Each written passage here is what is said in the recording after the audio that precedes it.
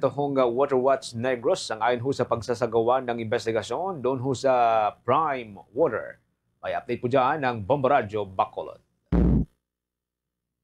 Sumasang-ayon ang convener ng Water Watch Negros sa pagsasagawa ng investigasyon sa Prime Water.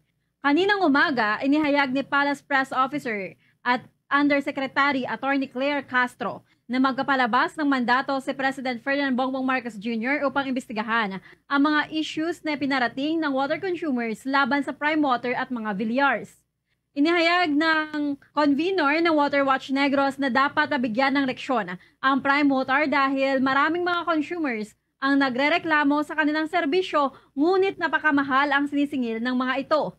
Sa paningam ng Bombo Radyo Bacolod kay Wenny Sancho, marami na sa lungsod ng Bacolod ang nagpapaabot ng reklamo laban sa Prime Water.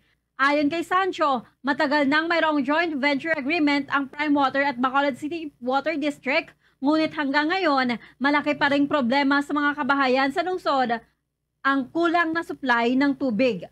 Para kay Sancho, failure ang pag-provide ng Prime Water ng malinis at supisyente na supply ng tubig sa kanilang mga consumers, hindi lang sa lungsod ng Bacolod kundi pati na rin sa ibang bahagi ng bansa.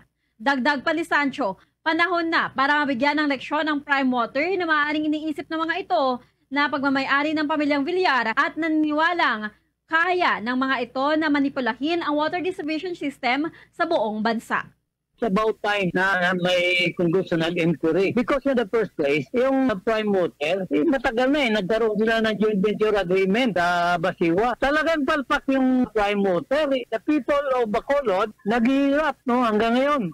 Yan ang ulat mula rito sa lungsod ng Bacolod. Para sa Bombo Network News, ito si Bombo Glory Faith Alciario. Para sa number 1 and most trusted radio network in the country, Bombo Radio Philippines, Basta Radio.